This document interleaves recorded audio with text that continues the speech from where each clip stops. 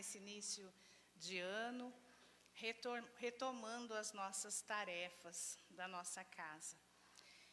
Nós agradecemos a presença de todos aqui, né?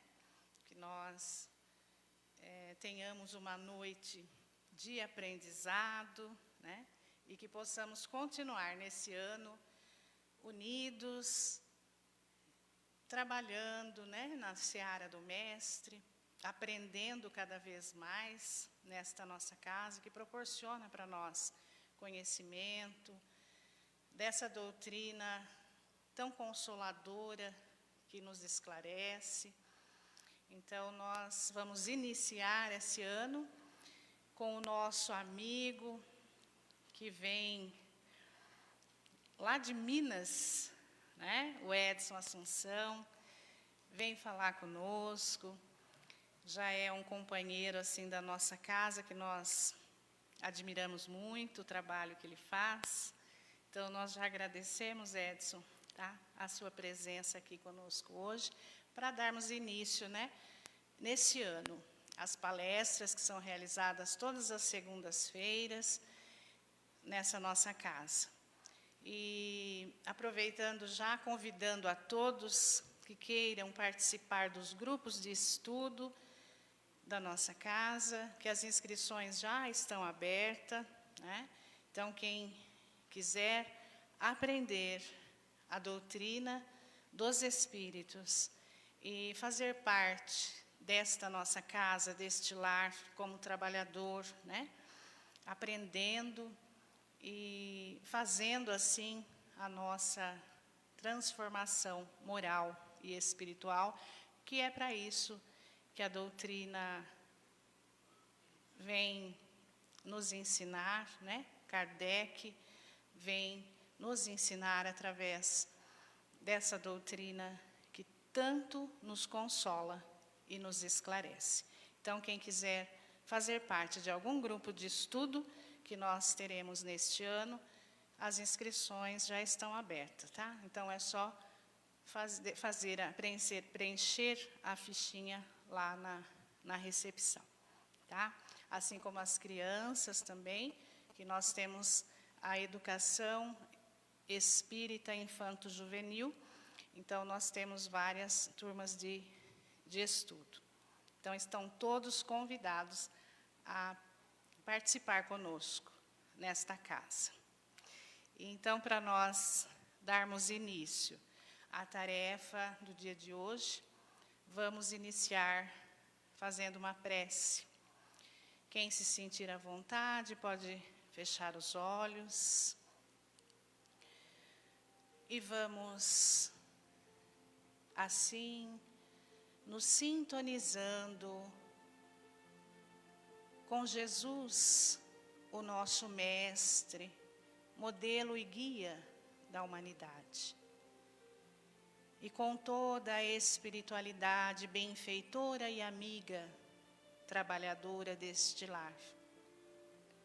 Agradecemos a oportunidade bendita do trabalho no bem, de poder estarmos aqui nesta noite reunidos, em Teu nome, Jesus, para mais esta tarefa. Abençoa-nos, Senhor. Abençoa o nosso palestrante desta noite, que ele possa nos transmitir todo o conhecimento, sendo assim inspirado pelos bons amigos.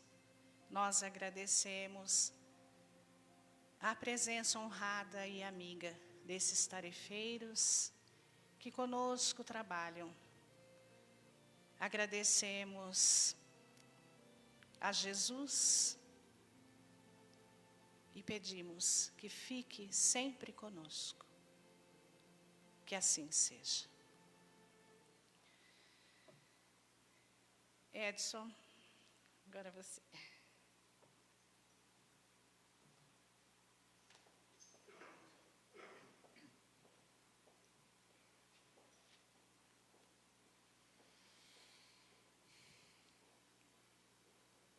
Boa noite a todos. aos nossos companheiros aqui que estamos vendo, encarnados, e aos desencarnados, que eu posso dizer, graças a Deus, não vejo, porque eu sei que tem algumas pessoas que têm essa capacidade, que ainda têm um certo receio ou dificuldade. Mas tudo, como disse a Débora, a gente aprende com os estudos, com os ensinamentos, e nós vamos educando esta sensibilidade, e aí a gente vai aprender a conviver bem com os desencarnados também. Mas, só para dizer para vocês que eu não os vejo, então eu só estou vendo os encarnados, mas não deixo de cumprimentar os desencarnados. Como diz Paulo de Tarso, nós estamos cercados por uma nuvem de testemunhas. E Kardec, com a espiritualidade, na questão 459 de O Livro dos Espíritos, deixa muito claro que, na grande maioria das vezes, nós somos dirigidos, nós somos guiados, nós somos influenciados por esses desencarnados que nós não vemos, mas que todos nós podemos sentir, todos nós podemos perceber. E como disse a Débora na sua prece inicial, nós esperamos que a espiritualidade, sim, nos inspire nesse instante, a nós que estamos transmitindo, eu costumo dizer, sou só um papagaio, estou transmitindo a vocês algumas informações, alguns esclarecimentos, algo que nós estudamos ou pesquisamos antes, mas também que vocês todos sejam inspirados, seja pelo seu anjo da guarda, pelos trabalhadores espirituais desta casa, porque nós também precisamos, dentro dessa própria influência, identificar, sobretudo em qualquer explanação, em qualquer estudo, em qualquer trabalho, ou em qualquer oportunidade do nosso dia a dia, nós precisamos ser, muitas das vezes, inspirados para descobrir a presença do Criador em tudo e em todos. Este é o verdadeiro e talvez o único objetivo da nossa própria vida e, sobretudo, de nós encarnados na nossa existência. Não existe outro motivo por termos sido criados que não identificar a existência de um Criador e que este Criador, como essa mesma doutrina nos ensina, nos criou simples e ignorantes, para, através dessas infinitas oportunidades, nós aprendermos alguma coisa e auxiliar na obra da criação. Nós vamos vendo aos poucos, e aqueles que estão mais acostumados com estes ensinamentos da doutrina espírita, vão conseguir identificar que é exatamente através do trabalho, quando a gente passa a colocar a mão na massa, que a gente vai percebendo, que a gente vai enxergando cada vez mais a presença de Deus em absolutamente tudo. Mas nós estamos tendo agora a oportunidade, estou aqui apenas fazendo uma pequena introdução deste tema que nós vamos comentar, o Evangelho. Por quê? Porque com certeza Cristo foi o ser que se responsabilizou por trazer para nós essas informações, e que já faz 2000 anos que ele aqui esteve, e nós estamos, infelizmente, um pouco atrasados na prática desses próprios ensinamentos. O Evangelho, nessas suas reflexões iniciais, que nós vamos ter justamente através de Emmanuel, eu trouxe aqui mais para mostrar para vocês, isso aqui é só um volume, tá? Espero que vocês não tenham preguiça de ler, de estudar, né? Porque isso aqui é só um volume de uma obra que eu vou apresentar para vocês, de 7 volumes, que nada mais são do que as interpretações que Emmanuel nos traz sobre o próprio Evangelho, mas a gente já fala sobre isso. Então, essa introdução que nós estamos fazendo, em especial, para apresentar-lhes uma forma adequada e ideal de se viver que é buscando exatamente o Criador, nós vamos e precisamos aprender exatamente com o Evangelho.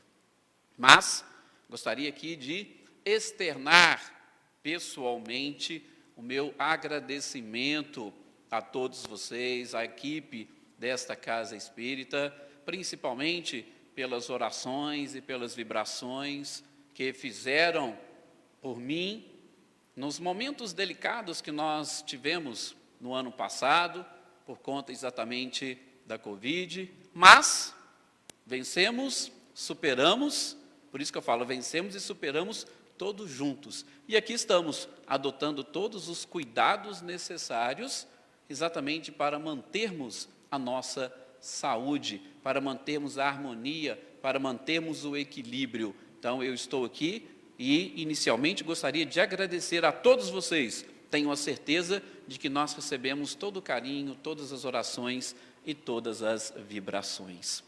E também, como bom cobrador que eu sou, vim aqui para, antes de iniciar, cobrar daqueles que aqui estavam na primeira reunião do ano passado também, para ver se vocês se lembram de qual foi o tema e o assunto que nós estudamos naquela oportunidade, ou melhor, que nós refletimos naquela oportunidade. Será que vocês se lembram? Eu sei que é difícil, né? Um ano depois, né, Débora, de estudos, de reflexões. Mas nós viemos aqui um ano passado, falamos sobre o bom ânimo. E aquela frase de Jesus, né? Tendes bom ânimo, eu venci o mundo. E naquela oportunidade, várias foram as informações que nós trazemos. Abrimos aqui alguns parênteses. Eu estou falando isso para relembrar, porque hoje, quando eu falar abrindo um parênteses, vocês já sabem, não precisa de eu repetir, né, o que eu falei, porque eu adoro abrir parênteses nas nossas reflexões, exatamente para que dentro desses parênteses vocês depois possam buscar mais algumas informações, aprofundar nos conhecimentos. E é exatamente esses pequenos parênteses que muitas das vezes chamam mais a nossa atenção do que talvez a explanação como um todo. E naquela oportunidade, nós estudamos um trechinho do Evangelho de João, e nós falamos um pouquinho também sobre a estrutura do próprio Evangelho de João, e eu espero que tenha servido para vários pesquisarem um pouco dessa estrutura, porque a gente só vai conseguir entender Jesus se nós conseguirmos entender um pouco da própria cultura daquela época, de como as pessoas estudavam, daquelas necessidades daquele povo, porque o Evangelho veio e surgiu, nós estamos falando do Evangelho, ele veio e surgiu no seio de um povo que estava vindo de uma história, e de uma história moral, de cerca de 1.400 anos antes do próprio Cristo, de uma história moral que eles ainda estavam duvidando. Eles ainda não tinham aquela certeza da existência de um Deus e Criador único, porque foram influenciados por diversas outras seitas e povos. E nestas influências, como nós dissemos no início, se deixaram levar, sobretudo, pela grande e maior influência, que é o que o Espiritismo procura combater, que é exatamente o materialismo. O Evangelho veio e surgiu na história de um povo que, já vamos abrir o primeiro parênteses, para nós entendermos aquele episódio da Samaritana.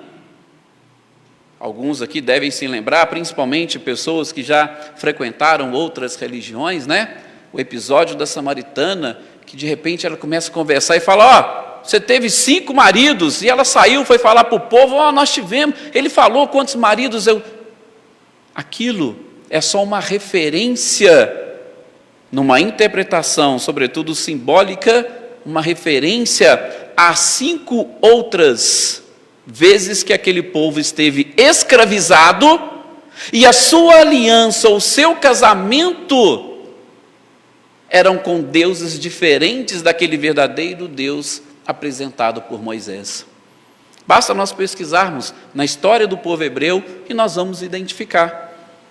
Quando eles caíram na mão dos babilônicos, dos persas, os próprios gregos. Então veja, é a história de um povo e um casamento com um simbolismo fantástico. Mas, de novo, para nós entendermos, a gente precisa aprofundar um pouquinho.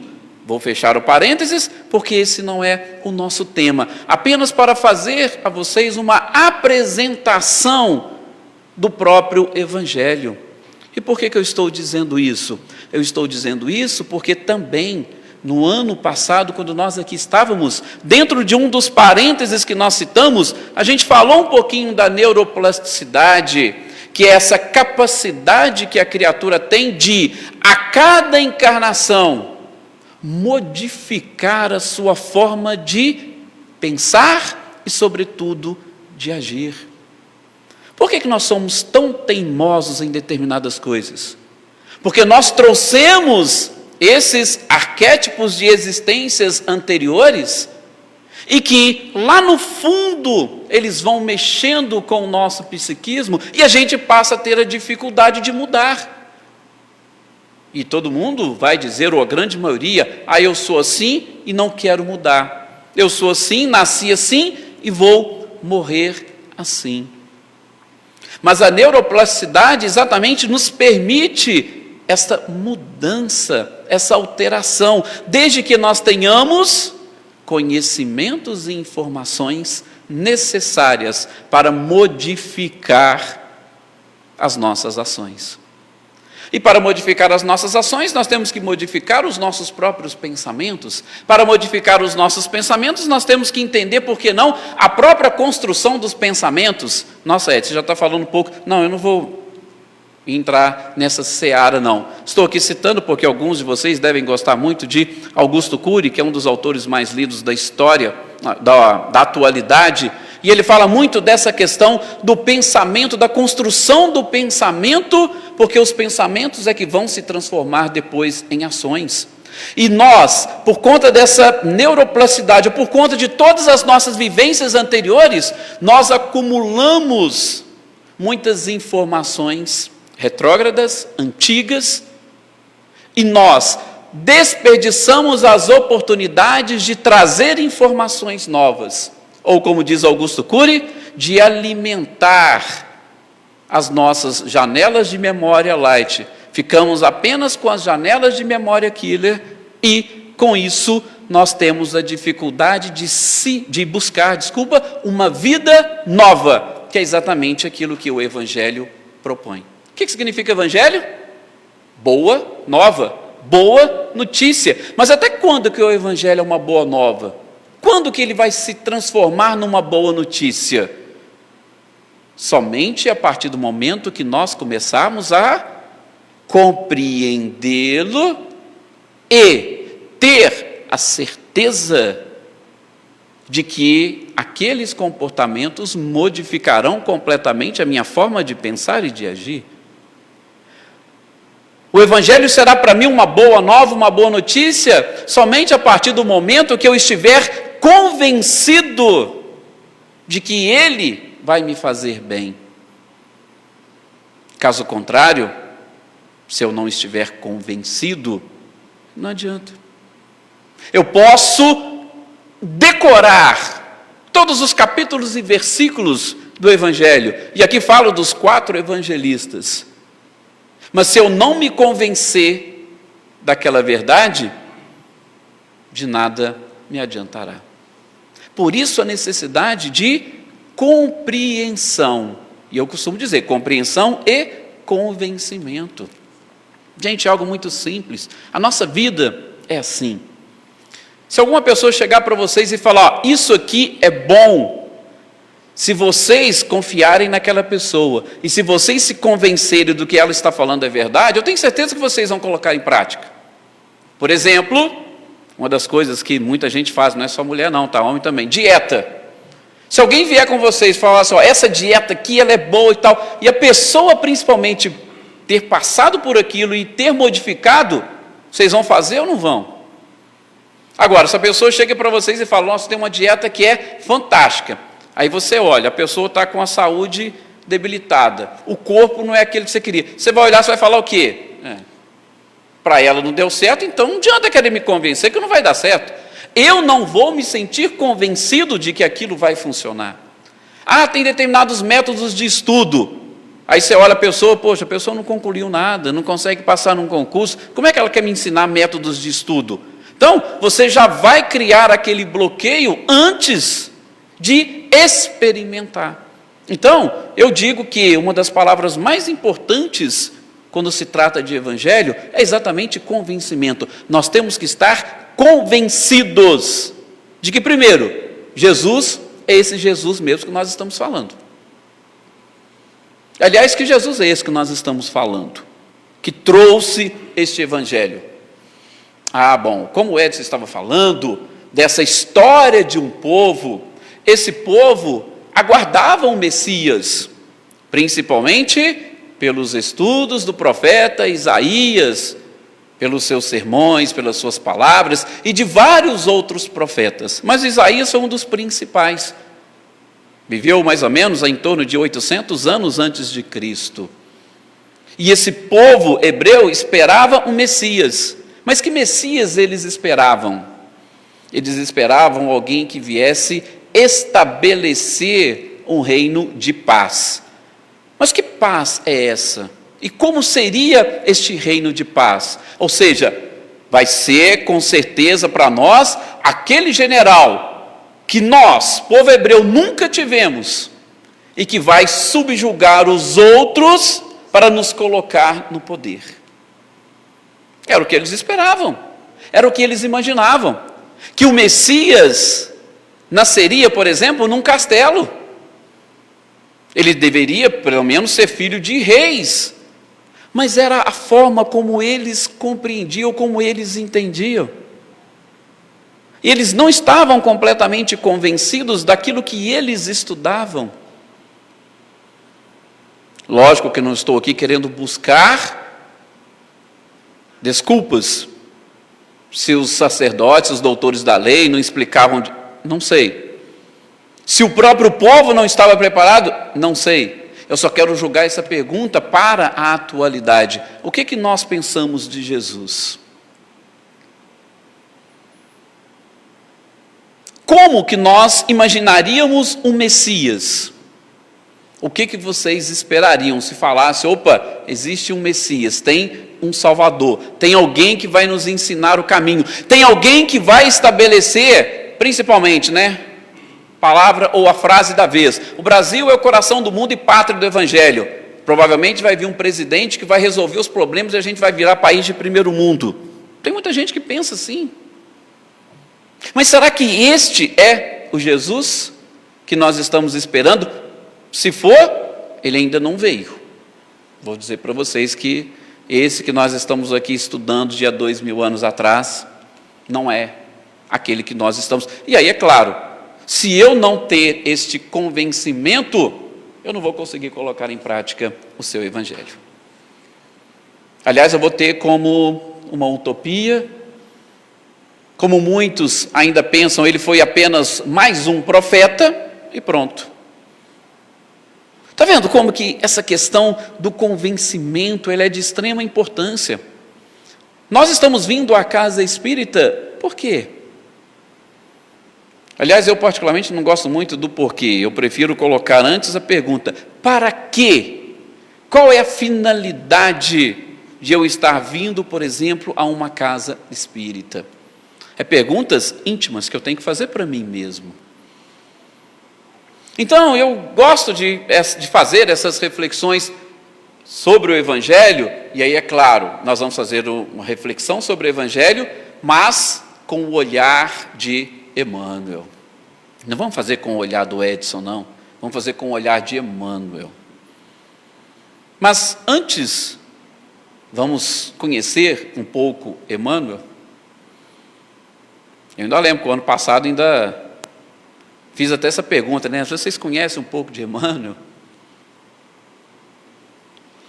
Quem foi Emmanuel?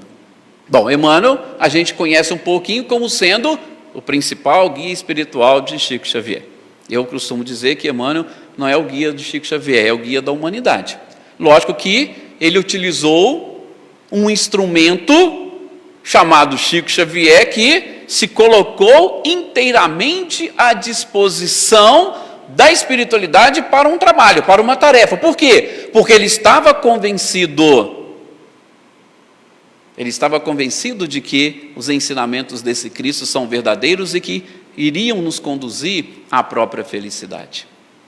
Por isso ele se colocou à disposição. E é por isso também que nós vamos ter dificuldades de encontrarmos outro Chico Xavier. Mas por quê? Deus não poderia mandar? Sim, mas com qual objetivo? Vir outra pessoa, vir outro ser evoluído, com qual finalidade? Nós nos convenceríamos? Porque, gente, fazer aquilo que ele fez, agir como ele agiu, eu garanto para vocês, não é fácil, não é simples não. É o que eu estou falando. Se uma pessoa que faz dieta chegar e mostrar para vocês, eu era assim, agora eu sou assado, elas vão te convencer. Agora um espírito que já é iluminado, se chegar e falar para vocês, você está falando isso porque você já passou, você já está lá em cima, né? É aquela coisa assim, vem viver com meu marido para você ver se é fácil, vem conviver com a minha esposa para você ver se é tranquilo, e os meus filhos, é que você não faz ideia, é mais ou menos assim. Então, de onde que o próprio Cristo espera trabalhadores? É do nosso meio, pessoas iguais a nós.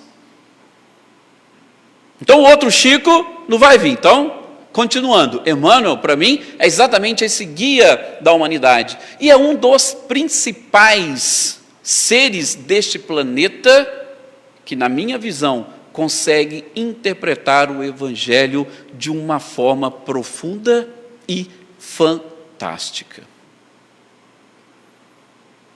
Não é de hoje que Emmanuel já faz isso. Em muitas outras encarnações, depois daquele episódio narrado no livro Há 2000 anos, que ele mesmo conta a sua história, quando ele teve um encontro com Jesus. E quem lê o livro vai ver assim, poxa, mas que encontro que foi esse? Jesus não teve diretamente com ele. Gente, encontro com Cristo é das formas mais diferentes que vocês imaginarem. Tá? O encontro que Emmanuel teve com ele, Emmanuel deixa muito claro no seu livro. Jesus simplesmente falou para ele, a verdade está aqui. Sua esposa até já sabe, ela está escolhendo o caminho certo. Agora você, Emmanuel, você tem uma opção. Você pode me seguir agora ou pode me seguir depois. Fica a seu critério. E Emmanuel, depois, passou por um período de sofrimento, depois ele resolveu seguir o Cristo. E seguiu como ninguém. Porque, repito a vocês, não encontrei ainda alguém que interprete o Evangelho como Emmanuel faz. Em outro livro, só para vocês terem uma ideia dessa capacidade desse mentor espiritual, no livro Renúncia, quando ele vai ensinar para Alcione, quem que seria Alcione ou Alcione? Era um espírito que estava vindo de uma esfera mais evoluída do que a Terra, que, para vocês terem uma ideia, para ela encarnar, ela teve que fazer uma espécie de estágio de cerca de 10 anos, para conseguir, vamos assim dizer, rebaixar um pouquinho a sua vibração para ela ter condições de entrar num corpo como o nosso. Então vocês imaginam um nível que ela estava de evolução. O romance ele é fantástico. E Emmanuel, naquela oportunidade, como o padre Damiano, quando ele foi explicar para esse espírito evoluído como interpretar o Evangelho, numa oportunidade ele falou o seguinte, olha, presta atenção, porque a autoridade ou as pessoas que estão envolvidas na passagem pode nos ensinar muita coisa daquilo que Jesus estava falando. E não só as palavras, não só a mensagem, não só a parábola, vejam as pessoas que estavam envolvidas. Só para vocês terem uma ideia da profundidade. Se der tempo, a gente vai comentar um trechinho dele aqui, principalmente no capítulo 5º, versículo 1º do Evangelho de Mateus, que é o Sermão do Monte, onde ele faz apenas referência que Jesus, vendo a multidão, subiu ao Monte Só. Vendo a multidão, subiu ao monte. Se vocês verem os textos que Emmanuel escreveu só sobre essa frase, vocês ficam de boca aberta. Isso é para exatamente demonstrar a capacidade e a competência deste Espírito. Por isso que eu coloquei no título, o Evangelho, Reflexões Iniciais por Emmanuel. Então, eu vou apresentar-lhes. Gente, isso aqui é uma obra, a organização que a FEB fez de uma obra, tá? Que é Evangelho por Emmanuel. Esse aqui que eu estou mostrando para vocês é o volume 1, onde Emmanuel faz os comentários ao Evangelho de Mateus, que é o primeiro evangelho que está na Bíblia. Então, tem depois o volume 2, volume 3, 4, Evangelho de Marcos, de Lucas, de João, Atos dos Apóstolos, Cartas de Paulo. É uma obra fantástica. Cada versículo, ou às vezes pequenas frases que Emmanuel pegava e comentava, elas estavam espalhadas. Para vocês terem uma ideia, foram mais ou menos cerca de 1.616 mensagens de Emmanuel espalhadas, que a FEB, através do Saulo César, fez essa compilação, organizou, separou e colocou tudo separadinho e bonitinho aqui para nós, para facilitar o nosso estudo sobre o Evangelho, seguindo aquilo que já consta desses principais biógrafos de Jesus. Porque nós temos, principalmente, Mateus, Marcos, Lucas e João, os evangelistas que quase todos vocês conhecem. Cada um deles, gente, possui uma característica diferente. Mateus tem um estilo de escrever. Eu começo de João, que eu comentei com vocês no nosso encontro no ano passado. João escreveu o seu evangelho tendo como base o Templo de Jerusalém. A primeira parte, não sei se vocês se lembram, né? Jesus se referindo a toda a humanidade.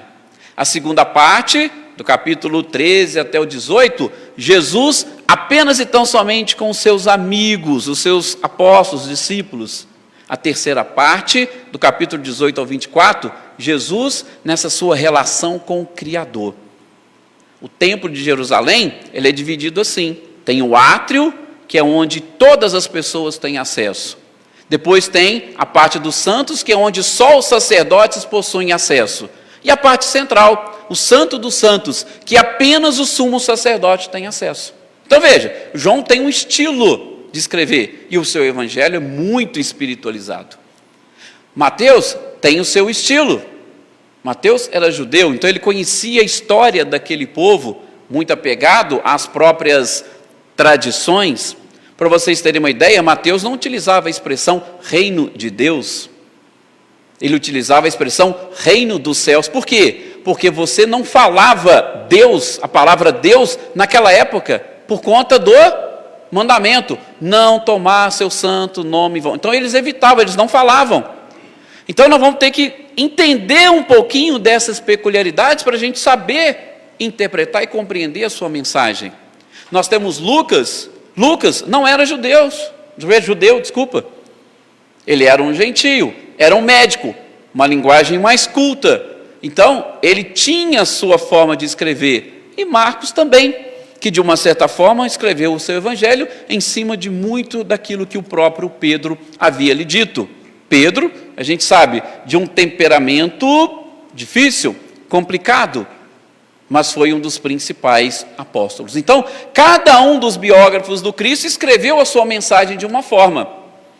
E agora nós temos Emmanuel interpretando para nós, pelo menos os pontos principais desta importante biografia ou deste evangelho, desta boa nova que nós estamos falando, que particularmente, na minha visão, mas eu tenho a tranquilidade de dizer isso para vocês, se nós conseguirmos colocar em prática este evangelho, nós estaremos credenciados para habitar qualquer planeta do universo.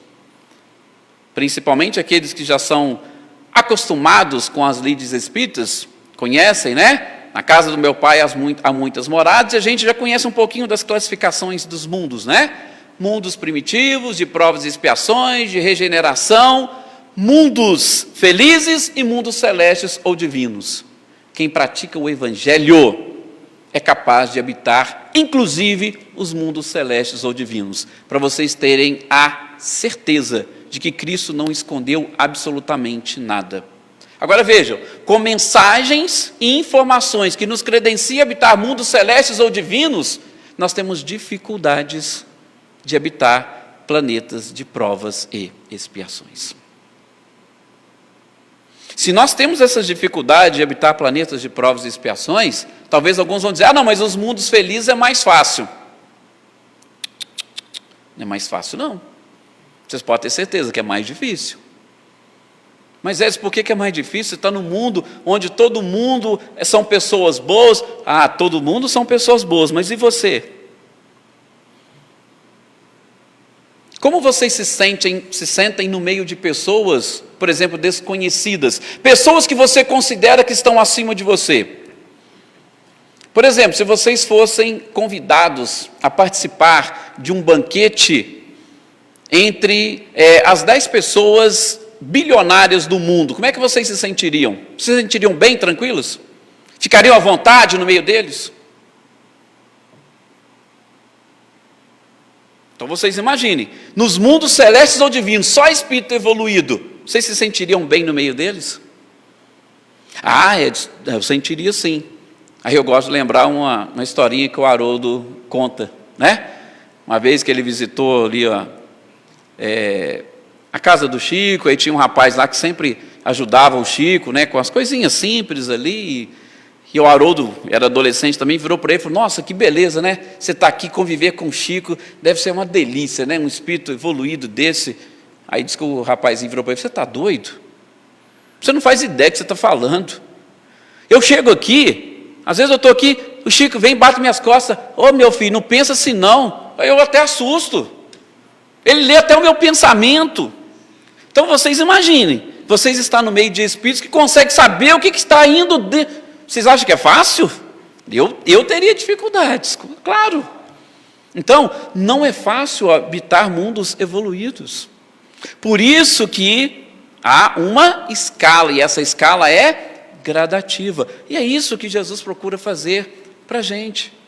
E quando Emmanuel vem interpretando esse evangelho, ele vai mostrando para nós, desde o início, qual é o caminho, qual é a trajetória que nós devemos seguir. Se a gente pega uma forma de Mateus explicar, depois a gente pega uma de Lucas, elas se complementam, mas existem diferenças entre elas, e nessas diferenças nós podemos nos adaptar melhor a uma interpretação do que a outra, e é o que Emmanuel procura fazer para nós.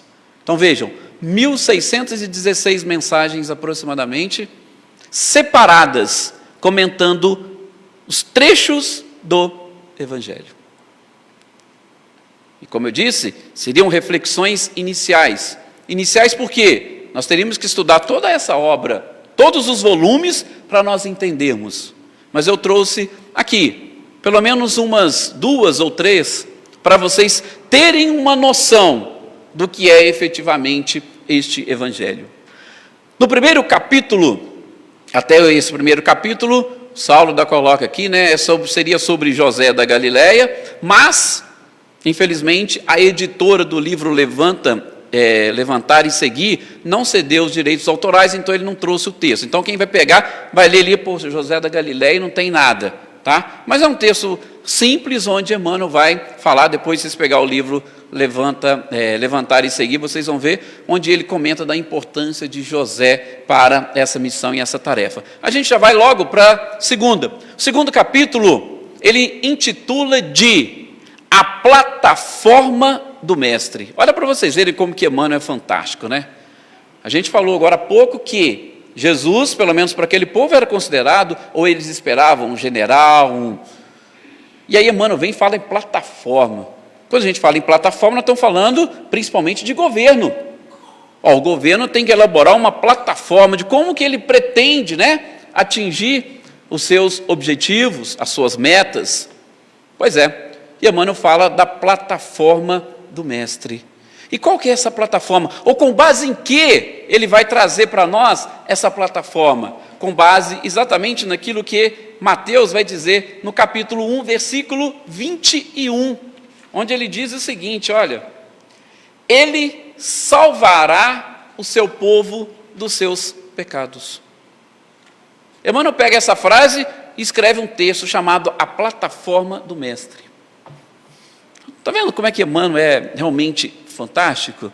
É lógico que também não vou fazer a leitura do texto todo, mas simplesmente conclamando vocês a pensarem e a refletirem. Jesus tem uma plataforma de governo. Por quê? Ele é o governador espiritual do nosso planeta. E essa plataforma de governo dele, ele deixou estabelecida aqui, e Mateus trouxe para nós. E ele salvará a humanidade dos seus pecados. Então, qual que é o objetivo central do Evangelho? A plataforma é desenvolvida em cima disso. Ah, mas não é isso mesmo que as pessoas dizem, que as religiões falam? Sim, é isso que as religiões falam. Jesus veio, salvou a humanidade do pecado, agora nós estamos salvos, nós estamos tranquilos. Infelizmente é assim que nós pensamos. Vamos cumprir determinados rituais aqui, um batismo ali, Jesus veio, já salvou a gente do pecado, a gente não precisa fazer mais nada. Pelo menos essa é a forma como muitos interpretam. Mas Emmanuel vai falar que não, espera aí, nós estamos entendendo equivocadamente.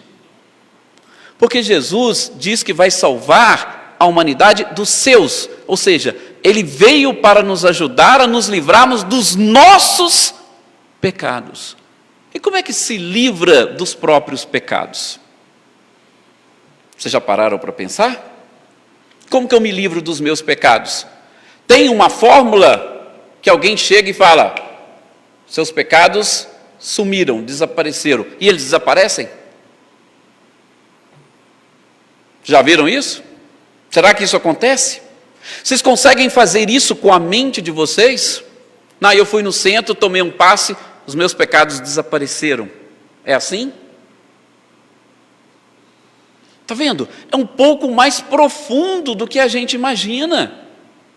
Por quê? Porque eu fui lá, eu tomei um passo, eu fui na igreja, o padre me perdoou, eu fui lá, falei com o pastor, mas eu estou sentindo. Por que eu estou sentindo? Por que isso me incomoda? Por que ainda está na minha mente?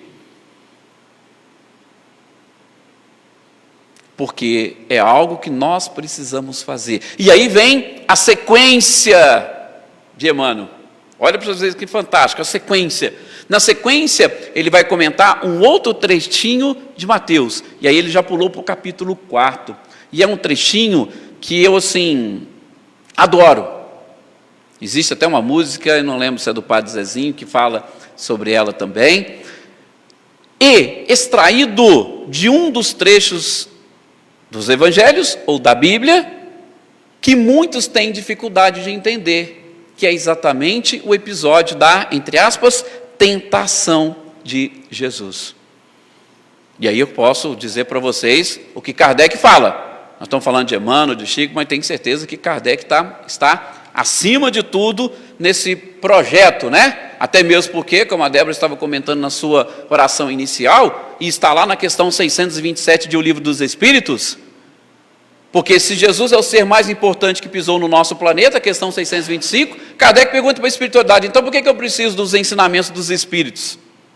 Se Jesus é o mais importante, aí eles falam: não, ele é o mais importante, os seus ensinamentos também, mas nós vamos ajudar vocês a entender e a compreender os ensinamentos dele, porque vocês ainda não conseguiram compreender, não entenderam. E Kardec vai explicar para nós, lá na Gênese, que o episódio da tentação não passa de uma parábola. Claro, gente, vocês acreditariam que Jesus seria tentado? Como? Um ser perfeito. Ou como nós extraímos da própria Bíblia, um filho de Deus. Como é que ele seria tentado por Satanás? Então ele não era Jesus. Então ele não era o Filho de Deus, ele não tinha toda aquela evolução. Porque a gente vai aprender que tentação é algo que diz respeito a nós, à humanidade. E principalmente aquilo que Emmanuel vai desenvolver no seu texto, que ele intitula Não Somente. Porque neste episódio, Jesus vai dizer: não somente de pão o homem viverá, mas de toda palavra que sai da boca de Deus. E aí Emmanuel vai desenvolver de uma forma também fantástica esse texto, por quê? Porque nós vemos e identificamos na sociedade uma preocupação muito grande com as coisas e questões materiais. Um dos grandes objetivos do Espiritismo não é vencer, não é derrubar o materialismo, tá? Porque isso também é algo que a gente precisa entender. Mas é mostrar aquilo que Emmanuel vai dizer aqui. Não só de pão, ou seja, não é só da matéria que a criatura vive. E ele faz alguns parâmetros, né? Interessante. Eu busco o agasalho para o meu corpo? Sim. Mas eu não posso esquecer de buscar o conhecimento superior que vai exatamente aquecer o espírito. Eu busco a beleza física? É necessário? Sim. Como dizia o Chico, eu não posso enfeiar o mundo, mas eu não posso esquecer da nobreza dos sentimentos. Olha tudo que Emmanuel fala. Eu busco uma cirurgia para resolver os meus problemas orgânicos, mas eu não posso me esquecer de, através da prática do bem, da caridade e das virtudes, de eliminar os meus defeitos íntimos. Está vendo? Nós somos espíritos que possuímos um corpo, e a gente se esquece disso na nossa existência. Então, o título é Não Somente. Veja que coisa fantástica, como que ele vai nos mostrando. Essas são as reflexões iniciais que Emmanuel faz. Depois, ele vai nos mostrar que, aí o título é Ajudando a Vida Mental, que a partir do momento que a gente adota essa plataforma do mestre, tá? Só dando uma aceleradazinha para a gente fechar aqui o raciocínio. Adotando essa plataforma do mestre, é como se nós estivéssemos nos inscrevendo, nos cadastrando no seu partido. E qual que é o partido de Jesus? É o partido dos aprendizes do Evangelho. Quando nós nos transformarmos em aprendizes do Evangelho, a gente vai passar com o nosso comportamento a ajudar na vida mental, nossa e do outro. Não vou aprofundar nisso, porque é aquilo que eu falei para vocês. Se ele veio para nos salvar dos nossos pecados, nós temos que eliminar esses pecados da nossa mente. Eles precisam desaparecer de alguma forma. E a gente só vai conseguir fazer isso quando nós estivermos não somente colocando em prática, mas quando a gente estiver ajudando o outro. Por quê? Porque a partir do momento que você passa a mostrar para o outro que aquilo foi bom para você, você não somente estará colocando em prática, mas você também estará se vigiando. Por quê? Porque você sabe que o outro vai ficar de olho em você.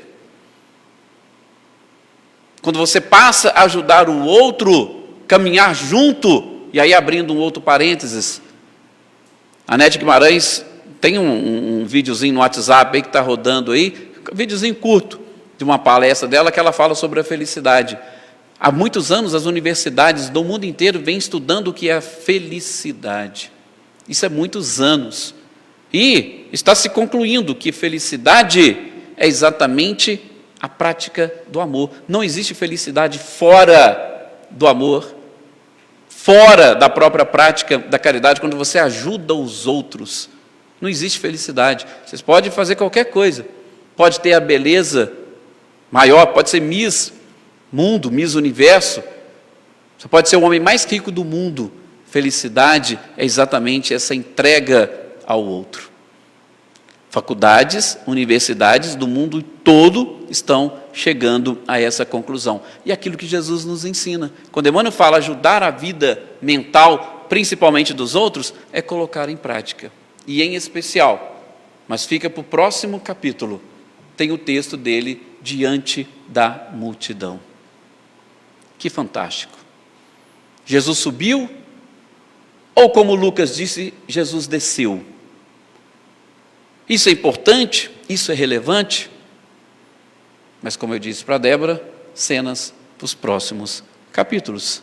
Ou depois vocês peguem, essa parte não tem na obra de Emmanuel não, tá? Eu que estou colocando aqui, exatamente reunindo de outros lugares. Mas é a questão exatamente do simbolismo que nos ajuda a entender e interpretar, e bem, essas lições.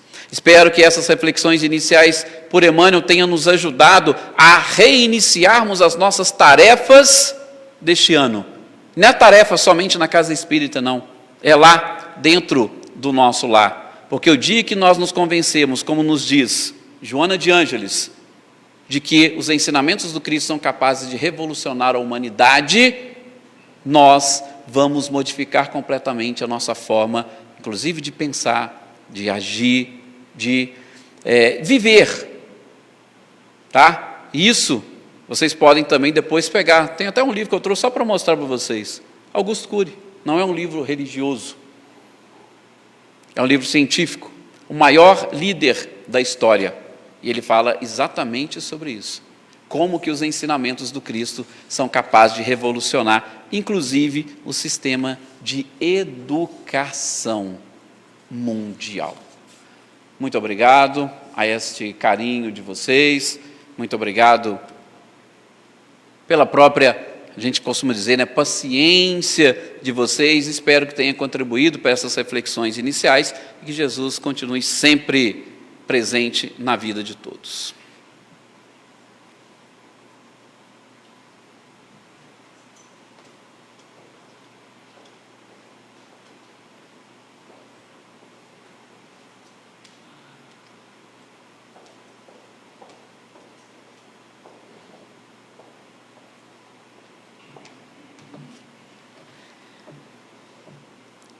Bom, agora, obrigada, Edson. Vamos refletir, né, sobre tudo o que o Edson nos falou. Antes de nós irmos fazer o encerramento, a prece final e irmos para os passes, nós vamos passar um pequeno videozinho para mostrar para vocês, todos que estão aqui, em agradecimento ao evento que nós fizemos com as crianças, né, no projeto Mãos Solidárias, que nós realizamos aqui na nossa casa. Então, nós fizemos um Natal solidário para essas crianças. Então, nós queremos agradecer imensamente a colaboração de todos vocês, né, que nos ajudaram com as sacolinhas das crianças. Então, bem rapidinho, um vídeo, e logo depois o Everton vai fazer a prece final para a gente ir para os passes.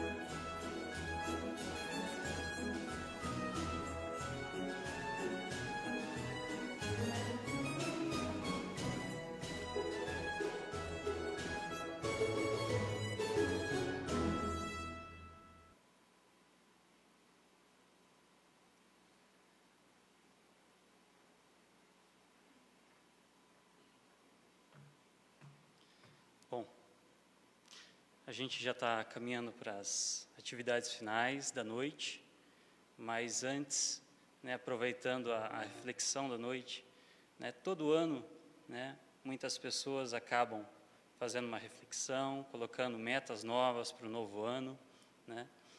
E a gente tem que entender também que o novo ano só vai ser novo realmente se a gente mudar, né? Então, que cada um possa olhar para si, né, e achar um ponto ali que precisa ser melhorado, né, na questão moral, né, ética, né, dentro de uma sociedade.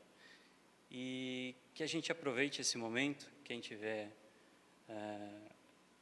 oportunidade, vamos fechar os olhos, elevar os nossos pensamentos a Deus, a Jesus, nosso irmão, guia da humanidade, agradecer a toda a espiritualidade que ao longo do ano passado auxiliou a cada um de nós, a toda a espiritualidade que trabalha por essa casa, as irmãs, que desempenham um papel fundamental para que essa casa possa estar de pé, aos nossos irmãos desencarnados que aqui estão, aos encarnados também, pois todos nós, de certa forma, precisamos e buscamos o auxílio, que possamos estar sempre em contato com o mais alto, com a espiritualidade, através das nossas orações,